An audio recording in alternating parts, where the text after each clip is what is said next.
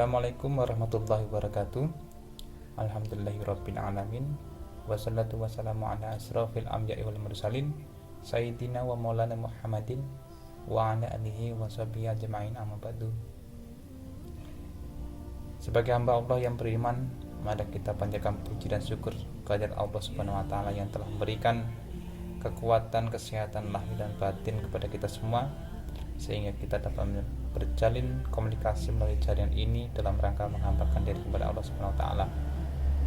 Salawat dan salam tidak lupa kita kirimkan kepada junjungan kita Nabi Muhammad sallallahu alaihi wasallam yang telah mengantarkan umat manusia dari peradaban hidup yang jahiliyah menuju pada peradaban hidup yang modern yang penuh dengan kemajuan ilmu, pengetahuan dan teknologi seperti yang kita rasakan pada saat ini. Semoga kita semua termasuk hambanya yang taat, yang berhak mendapatkan syafaatnya di hari akhir kelak. Hari ini adalah hari keempat ataupun hari terakhir diadakan sanlat.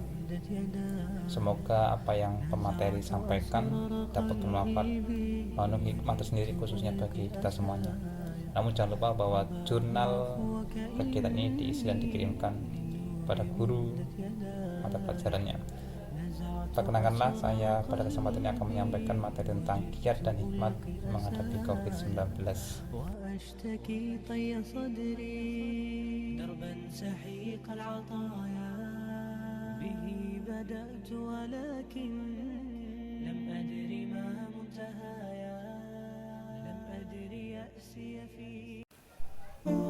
Di hari ini kita sekarang sedang diuji dengan permasalahan corona atau COVID-19 dan terus berkembang, dan hanya Allah Subhanahu wa taala yang tahu kapan akan diangkat olehnya. Ada pandangan Islam tentang bagaimana setiap muslim menghadapi segala macam penyakit atau wabah, dan kita saat ini sekarang mempelajari masalah itu. Perlu kita garis bawahi bahwasanya segala yang terjadi baik di muka bumi ini, di hutan, di langit, dan di kedalaman lautan sudah Allah takdirkan jauh sebelum diciptakan manusia, bukan hal yang baru. Membuat kegelisahan pada diri kita semuanya. Penyebab kita gelisah adalah delay, lambatnya tersambungnya kita pada Allah. Yang membuat kita menderita adalah terlambatnya, panjangnya waktu kita tidak tersambung pada Allah. Dan tujuan Allah memberikan ujian kepada kita bukan kita selesaikan sendiri, karena kita ini la haula wala quwata illa billah. Allah memberikan ujian ketakutan, kelaparan, kekurangan, intinya adalah supaya kita kembali kepada Allah. Dan sudah itu Allah yang akan menuntun kita menyelesaikan masalah tersebut. Nah, anak-anak sekalian, jadi Allah itu menguji kita, bukan kita menyelesaikan sendiri. Tidak bisa. Tidak ada daya tanpa adanya pertolongan dari Allah Subhanahu wa taala. Tidak ada daya. Kembali kita kepada Allah dengan yakin, menyerahkan diri. Allah hujamkan ketenangan di hati. Allah bimbing pikiran kita. Pikiran ini milik Allah, ciptaannya. Allah kasih itu ide, gagasan. Allah kasih ilham, mudah bagi Allah, sehingga terpikir hal yang cemerlang. Itu Allah yang kasih. Kalau kita perlu modal, digerakkan orang-orang yang punya modal. Kalau perlu informasi, didatangkan informasi. Karena segala-galanya yang ada di alam semesta ini sepenuhnya hanyalah miliknya, dalam kekuasaannya, kegenggamannya.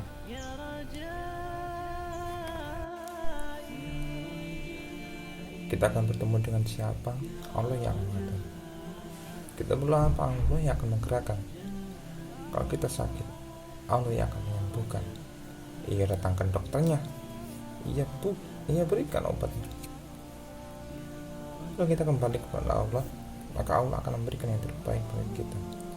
Kalau menghadapi masalah itu pasti terlalu banyak penyakit, namun sangat kurang berpikir. Mendengar virus corona, bagi kita orang beriman itu pasti langsung berpikir bahwa virus corona adalah ciptaan Allah. Demi Allah, ciptaan Allah. Tidak ada makhluk yang ada di dunia ini kecuali Allah yang menciptakan. Apa pelajaran virusnya? Apa sebenarnya sih pekerjaan virus yang sebenarnya? virus itu dalam keadaan bertasbih. Lalu siapa yang kena penyakit? Yang kena penyakit pasti yang ditentukan oleh Allah Subhanahu wa taala. Tanpa izin Allah tidak ada mudarat. Siapa yang meninggal karena virus itu pasti akan kehendaknya. Pasti yang sudah ditetapkan Allah harus meninggal pada waktu itu pun itu pasti ketetapan Allah. Didatangi malaikat pencabut nyawa atas perintah Allah. Melalui apa? Melalui sakit yang dialami. Selain dari virus ini pun meninggal itu adalah juga pun pasti ketetapan Allah. Lalu apa yang harus kita lakukan sebagai seorang muslim? Apakah kita panik? Jangan. Panik tidak akan menyelesaikan masalah. Kita baca mengapa syariatnya. Allah katakan ada ini. Oh, mungkin makannya tidak terjaga, hidup yang kotor, bagaimana misalnya kita dapatkan informasinya. Efeknya sempurnakanlah syariatnya, hidup bersih, makan terjaga, sikap bersih, plus doa yang banyak. Karena virus tidak akan menyentuh kita tanpa izin dari Allah Subhanahu wa taala.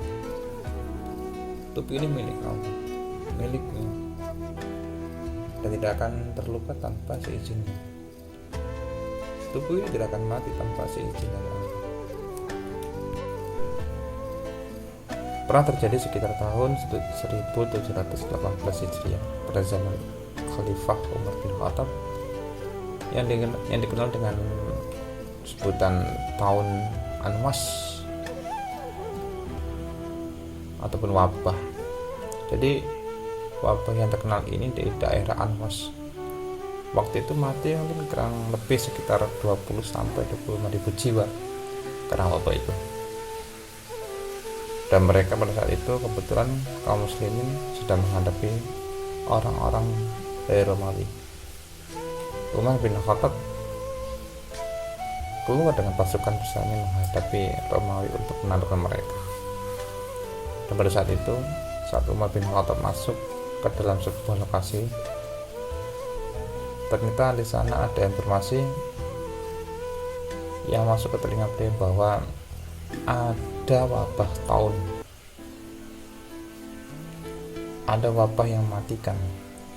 Maka Umar bin Khattab menyuruh seluruh pasukannya untuk berhenti, lalu bermusyawarah dengan sahabat-sahabat dari Muhajirin dan Ansor, orang-orang yang dianggap senior. Kira-kira apa yang dilakukan? Masukkah bertawakal pada Allah? Kena penyakit ya sudah, nggak kena ya sudah. Atau kita nggak masuk, lalu kita dianggap lada di takdir Allah Subhanahu wa taala. Kesimpulannya, pada saat itu ada seorang sahabat yang bernama Abu Ubaidah radhiyallahu anhu berkata, "Wahai Amir Mu'minin, apakah Anda lari dari takdirnya Allah? Sudah masuk saja, tawakal."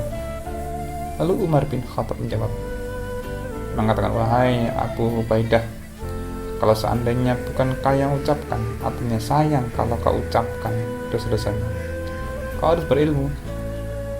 Lalu kata Umar, "Bagaimana kalau seandainya kau punya gembala? Lalu ada dua buah lembah. Yang satunya ada tanaman yang subur, dan yang satunya tidak ada. Kira-kira yang mana akan kau bawa gembalamu? Ke tanah tanduskah lalu kau katakan tawakal Allah, atau ke tanah yang subur tumbuhannya?" Lalu kata Umar, "Saya tidak akan masuk." Namun Abu Ubaidah tetap ngotot. Beliau tetap masuk dan akhirnya terbunuh dengan wabah tersebut. Dan itu yang terjadi. Islam mengajarkan kepada kita semua penganutnya agar kembali pada agama dalam panduan menghadapi masalah-masalah di antara wabah dan penyakit-penyakit ini. Di antaranya larangan Islam untuk mendatangi tempat yang pada dasarnya ada wabah, apapun kondisinya wabah itu. Termasuk salah satunya adalah corona itu sekarang. Memang secara otomatis Mana sekarang sudah banyak khawatir. Mungkin mereka tidak sadar gara-gara ada corona atau sebagian negara akan menutup negara mereka untuk dibatasi untuk didatangi. Dan itu sebenarnya pandangan syariat Islam seperti itu. Rasulullah Shallallahu Alaihi Wasallam sebagaimana pada riwayat Bukhari memerintahkan masyarakat untuk menahan diri di rumah masing-masing di tengah penyebaran wabah pada riwayat Ahmad. Dari Siti Aisyah radhiyallahu an, ia berkata, ia bertanya kepada Rasulullah perihal taun. Lalu Rasulullah memberitahukanku, zaman dulu taun adalah azab yang dikirimkan Allah kepada siapa saja yang dikehendaki olehnya. Tetapi Allah menjadikannya sebagai rahmat bagi orang yang beriman. Tiada seseorang yang sedang tertimpa taun kemudian menahan diri di rumahnya dengan bersabar serta mengharapkan ridha ilahi seraya menyadari bahwa taun tidak akan mengenainya selain karena telah menjadi ketentuan Allah untuknya. Misalnya ia akan memperoleh ganjaran seperti pahala orang yang mati syahid. Hadis riwayat Ahmad. Waktu sekarang sudah banyak terlewati. Yang ditakutkan adalah tidak tersambungnya pikiran sikap kita kepada Allah. Itulah yang menyebabkan kita berperilaku tidak sabar. Sepenuhnya adalah milik Allah. Allah menciptakan masalah bagi kita supaya kita dekat dengannya, supaya kita banyak bersujud kepadanya. Kita bisa lihat orang yang sedang naik pesawat terbang dengan jumlah yang sangat banyak. Pesawatnya nyaman, tidak ada guncang atau gelombang, tidur dengan musik, lihat TV, bisa makan. Allah berikan guncangan. Kita bisa lihat pasti semuanya menyebut nama Allah. Maka dari itu, sebagai seorang muslim, baiknya kita perbanyak sujud kita pada Allah, bersyukur serta saling mendoakan yang baik-baik, mendoakan saudara kita agar selalu tabah dan sabar dalam menghadapi masalah ini. Tetapi juga kita sebagai warga negara Indonesia, baiknya juga kita harus selalu bersabar, ikuti anjuran pemerintah itu tetap di rumah saja, hindari kerumunan, jangan mudik, selalu jaga kesehatan, terapkan pola PRS dan selalu kenakan masker kemana saja bepergian. Dan yang terakhir, marilah kita laksanakan bulan suci Ramadan ini dengan sukacita dan tetap mengucapkan syukur. Semoga kita dapat menjalankan ibadah selama bulan suci Ramadan ini dengan baik tanpa kekurangan apapun. Tujukanlah segala sesuatu amal ibadah semata-mata karena Allah Subhanahu wa taala, dan hindari aktivitas yang dapat mengganggu kenyamanan orang lain dalam menjalankan ibadah Ramadan ini. Kuatkan diri dan hati kita untuk menjalani bulan mulia ini. Semoga Allah memberikan kemudahan dan rezeki yang cukup kepada kita semua. Akhir kata, hanya kepada Allah kita berharap, dan sebagai manusia hanya kepadanya kita bersandar. Marhaban ya Ramadan, semoga bulan ini penuh dengan BBM, bulan barokah dan maghfirah. Mari kita premiumkan bre makan dan minum, serta solat lebih rajin dan minyak tanah, meningkatkan iman dan banyak tahan nafsu amarah. Serta pertama, perangi tabiat maksiat, mohon maaf lahir dan batin. Selamat puasa Ramadan 1441 Hijriah bagi saudara sesama muslim dimanapun berada. Melalui media ini saya juga mengucapkan beribu maaf apabila ada kesalahan ucapan yang terkait spontan hingga berketidaknyamanan. Sungguh itu adalah kehilapan saya. Sebagaimana biasa, saya mohon maaf. Wabillahi taufiq wal hidayah. Wassalamualaikum warahmatullahi wabarakatuh. Ya Rajai, Ya Rajai.